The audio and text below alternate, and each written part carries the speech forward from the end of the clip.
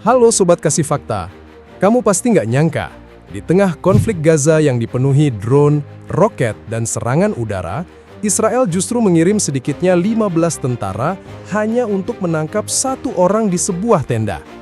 Targetnya bukan komandan tempur terkenal, melainkan Sabri Abdel Al, seorang kolonel kepolisian Gaza. Pernah kepikiran nggak sih, kenapa seseorang seperti dia harus ditangkap hidup-hidup, padahal target lain justru dihantam dari udara? Ternyata, jawabannya berkaitan dengan cara perang di Gaza mulai berubah. Tapi sebelum lanjut, jangan lupa klik like, subscribe, dan aktifkan lonceng notifikasi supaya kamu nggak ketinggalan fakta-fakta menarik lainnya.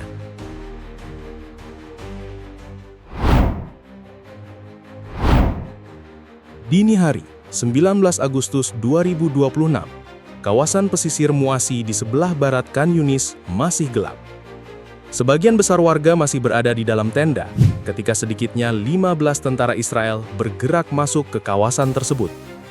Mereka tidak menuju pangkalan militer besar, tidak ada peluncur roket yang sedang diburu, tidak ada pula terowongan yang hendak dihancurkan. Pasukan itu justru bergerak menuju sebuah tenda. Di sanalah operasi yang terlihat kecil ini mulai berubah menjadi sesuatu yang jauh lebih menarik. Menurut keterangan warga dan seorang pejabat Hamas, pasukan Israel mendatangi tempat seorang pria bernama Sabri Abdel Al berada. Seorang warga lain, Nashat Ezat Za'arab, juga ikut dibawa. Namun perhatian kemudian tertuju kepada Abdel Al setelah identitasnya diketahui. Ia bukan komandan batalion yang sedang memimpin pertempuran di garis depan. Ia adalah seorang kolonel Blue Police, kepolisian Gaza yang bekerja di bawah pemerintahan Hamas di Khan Yunis. Nama Blue Police mungkin terdengar seperti satuan tempur khusus.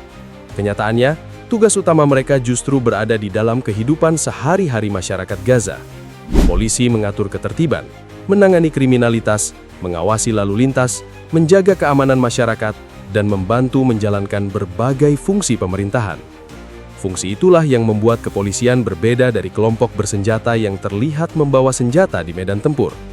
Mereka berada lebih dekat dengan aktivitas masyarakat, mengenal wilayah, berhubungan dengan pejabat lokal, dan menjadi bagian dari sistem yang menjaga pemerintahan tetap berjalan ketika pertempuran besar mereda. Posisi seperti ini dapat menyimpan banyak informasi penting internal. Disinilah posisi Abdel Al menjadi lebih penting. Hamas selama bertahun-tahun tidak hanya memiliki sayap bersenjata. Kelompok tersebut juga membangun struktur pemerintahan yang mengatur keamanan, administrasi, pelayanan sipil, dan berbagai urusan masyarakat. Selama struktur itu masih berfungsi, Hamas tetap memiliki kemampuan untuk mengatur wilayah yang berada di bawah pengaruhnya. Karena itu, seorang pejabat polisi tidak selalu dipandang sekedar sebagai aparat sipil. Namun yang benar-benar membedakan operasi 19 Agustus 2026 ini bukan hanya siapa orang yang ditangkap. Cara Israel mendapatkannya pun tidak biasa. Israel memiliki drone, pesawat tempur, dan berbagai kemampuan serangan jarak jauh. Jika target hanya ingin dihilangkan, serangan udara tentu jauh lebih sederhana dibandingkan mengirim tentara masuk langsung ke wilayah tempat target berada. Tetapi terhadap Sabri Abdel Al, pilihan itu tidak digunakan. Sedikitnya 15 tentara datang langsung. Mereka harus mengetahui lokasi target, mendekati kawasan, menguasai situasi, memastikan orang yang dicari tidak melarikan diri, kemudian membawanya keluar. Operasi seperti itu memiliki resiko lebih besar.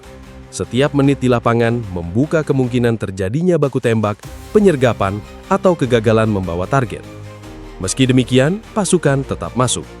Beberapa saat kemudian, Abdel Al tidak ditemukan tewas di dalam tenda. Ia justru dibawa meninggalkan Muasi dalam keadaan hidup dan kemudian berada dalam tahanan Israel.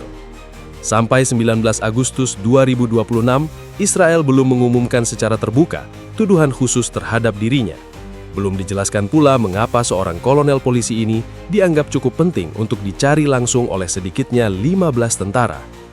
Jadi, menurut kalian, apa yang membuat Israel memilih menangkap Sabri Abdel Al hidup-hidup, bukan menyerangnya dari udara?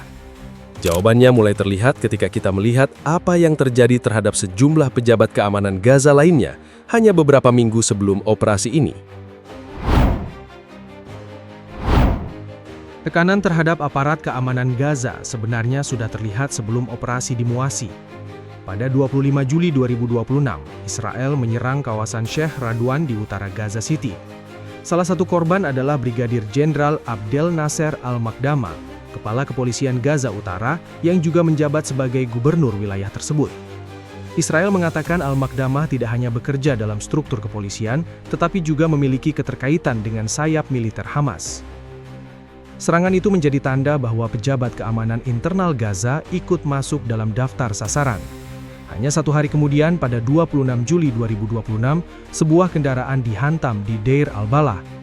Kolonel Wael Eledawi, Kepala Keamanan Internal Hamas di Gaza Tengah, terbunuh bersama Mayor Rames Abu Zraid. Militer Israel mengatakan serangan tersebut menargetkan seorang anggota Hamas. Rentetan itu belum berhenti. Pada 13 Agustus 2026, sebuah drone Israel menghantam kendaraan di Gaza City. Kali ini korbannya adalah Kolonel Jamal Abu Kumel, Kepala Kepolisian Gaza City. Dua orang lain mengalami luka kritis. Serangan tersebut kembali menunjukkan bahwa pejabat polisi tidak lagi berada di luar lingkaran operasi militer Israel. 6 hari kemudian, pada 19 Agustus 2026, tekanan terhadap struktur kepolisian Gaza kembali muncul dalam bentuk yang lebih besar. Pada hari yang sama ketika Sabri Abdel Al ditangkap di Muasi, sebuah kantor polisi di kawasan Tufah Gaza City dihantam dari udara. Sejumlah orang terbunuh, termasuk pejabat kepolisian. Israel mengatakan lokasi tersebut digunakan oleh seorang komandan Hamas yang sedang merencanakan serangan terhadap pasukannya. Dalam waktu kurang dari 1 bulan, beberapa nama dari struktur keamanan Gaza telah menjadi sasaran. Yang menarik, sasaran-sasaran tersebut tidak berada pada satu lokasi yang sama. Mereka tersebar dari Gaza Utara, Gaza Tengah, hingga Gaza City. Artinya, tekanan terhadap struktur keamanan tidak terbatas pada satu kawasan tertentu. Dalam rentang beberapa minggu, pejabat dengan fungsi berbeda tetap dapat menjadi target selama mereka berada di dalam jaringan keamanan yang masih bekerja di wilayah yang dikuasai Hamas. Hingga setelah pertempuran besar mereda dan ketika operasi militer memasuki fase yang lebih sunyi. Tetapi ada satu pola yang langsung terlihat. Abdel Nasser Al-Makdama terbunuh dalam serangan udara. Wael Eledawi terbunuh ketika kendaraan yang ditumpanginya dihantam. Jamal Abu Kumel juga terbunuh dalam serangan drone. Kantor polisi di Tufah dihantam dari udara. Namun Sabri Abdel Al diperlakukan berbeda. Pada 19 Agustus 2026, sedikitnya 15 tentara Israel masuk langsung ke Muasi untuk mendatangi tempat ia berada. Abdel Al tidak tewas di lokasi. Ia dibawa keluar dan masuk ke dalam tahanan Israel. Perbedaan ini penting karena operasi penangkapan memiliki tujuan yang berbeda dari serangan jarak jauh. Serangan udara dapat menghilangkan target dalam hitungan detik. Penangkapan justru mempertahankan target tetap hidup, membuka kesempatan untuk pemeriksaan, interogasi, dan pengumpulan informasi yang hanya diketahui oleh orang di dalam jaringan tersebut. Itu tidak berarti publik sudah mengetahui apa yang ingin digali Israel dari Abdel Al. Sampai 19 Agustus 2026, alasan khusus penangkapannya belum diumumkan secara terbuka. Namun fakta bahwa ia dibawa hidup-hidup tetap membuat posisinya berbeda dari pejabat keamanan lain yang lebih dulu menjadi sasaran. Jadi menurut kalian, apakah perbedaan perlakuan ini menunjukkan bahwa Abdel Al dianggap memiliki informasi yang lebih berharga daripada sekedar jabatannya? Bagian berikutnya akan membawa kita pada pertanyaan yang lebih besar, karena penangkapan satu kolonel ini terjadi saat pertempuran besar berkurang, tetapi perang di Gaza justru mulai berubah bentuk. Penangkapan Sabri Abdel Al pada 19 Agustus 2026 terjadi ketika situasi Gaza sedang berada dalam fase yang aneh. Pertempuran besar memang berkurang dibandingkan bulan-bulan sebelumnya, tetapi operasi militer belum berhenti. Israel masih mempertahankan pasukan di sejumlah area. Hamas juga masih menjalankan struktur keamanan dan pemerintahan di wilayah yang berada di bawah pengaruhnya. Di tengah kondisi seperti ini, konflik tidak lagi selalu terlihat dalam bentuk tank yang bergerak maju atau pesawat yang menjatuhkan bom dalam jumlah besar. Perburuan terhadap orang-orang tertentu menjadi semakin penting. Pada 19 Agustus 2026, penangkapan Abdel Al memperlihatkan bagaimana sebuah operasi dapat diarahkan kepada satu individu yang dianggap berada di dalam jaringan penting. Target seperti ini tidak harus memimpin pasukan di garis depan. Seseorang yang memahami struktur keamanan, jalur komunikasi, hubungan antar personel atau lokasi tertentu tetap dapat memiliki nilai besar. Karena itulah penangkapan hidup-hidup menghasilkan sesuatu yang berbeda. Seorang tahanan dapat diperiksa, ditanyai, dan digunakan untuk memetakan hubungan di dalam sebuah organisasi. Informasi yang tersimpan dalam ingatan seseorang tidak selalu dapat ditemukan melalui pengamatan udara, rekaman drone, atau citra satelit. Namun sampai 19 Agustus 2026, Israel belum menjelaskan secara terbuka informasi apa yang ingin diperoleh dari Abdel Al. Tidak ada pengumuman bahwa ia terlibat langsung dalam satu serangan tertentu. Alasan khusus mengapa dirinya harus dibawa dalam keadaan hidup masih belum diketahui publik. Yang sudah terlihat adalah konteks besarnya. Pada periode yang sama, Israel dan Hamas masih berbeda mengenai urutan penyelesaian konflik. Israel menuntut Hamas melucuti persenjataannya sebelum penarikan pasukan dilanjutkan. Hamas menginginkan penarikan Israel dan penghentian operasi berlangsung bersamaan dengan proses tersebut. 2 hari sebelumnya, pada 17 Agustus 2026, utusan Amerika Serikat Jared Kushner telah menyelesaikan kunjungan ke kawasan tanpa menghasilkan terobosan untuk membawa kesepakatan Gaza ke tahap berikutnya.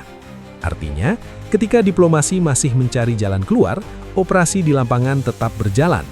Jarak antara meja perundingan dan kenyataan di Gaza pun terlihat jelas pada hari itu. Perbedaan itu membuat gencatan senjata tidak berarti seluruh aktivitas militer berhenti. Pada 19 Agustus 2026, Israel masih melakukan serangan udara. Pasukan darat masih mampu bergerak ke kawasan tertentu. Aparat keamanan Gaza masih menjadi sasaran. Sementara Hamas tetap mempertahankan jaringan pemerintahan yang membuatnya bisa mengatur wilayah yang masih berada di bawah kendalinya. Disinilah operasi Muasi memperoleh makna yang lebih besar. Israel tidak hanya berhadapan dengan Hamas sebagai kelompok bersenjata. Selama polisi, aparat keamanan, pejabat lokal, dan sistem administrasi tetap bekerja, Hamas masih memiliki kemampuan untuk mempertahankan pengaruhnya di Gaza.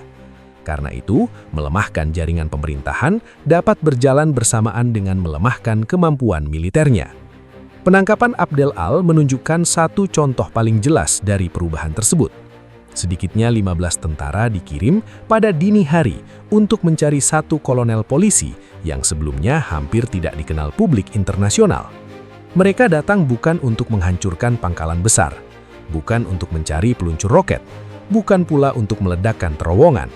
Mereka datang menuju satu tenda, mendapatkan target dalam keadaan hidup, lalu membawanya pergi. Jadi, menurut kalian, apakah konflik Gaza kini sedang bergerak dari perang terbuka menuju perburuan terhadap orang-orang yang menjaga struktur Hamas tetap berfungsi? Dan jika satu kolonel polisi saja dianggap cukup penting untuk dicari dengan operasi langsung, siapa lagi yang akan menjadi sasaran ketika perang ini bergerak semakin senyap? Penangkapan Sabri Abdel Al memperlihatkan bahwa konflik Gaza belum benar-benar berhenti. Bentuknya kini semakin senyap, lebih terarah, dan tidak selalu terlihat sebagai pertempuran besar. Di balik gencatan senjata, perebutan kendali, informasi, dan struktur keamanan masih terus berlangsung. Jangan lupa subscribe ke channel Kasih Fakta dan aktifkan lonceng notifikasi supaya kamu tidak ketinggalan fakta-fakta menarik lainnya.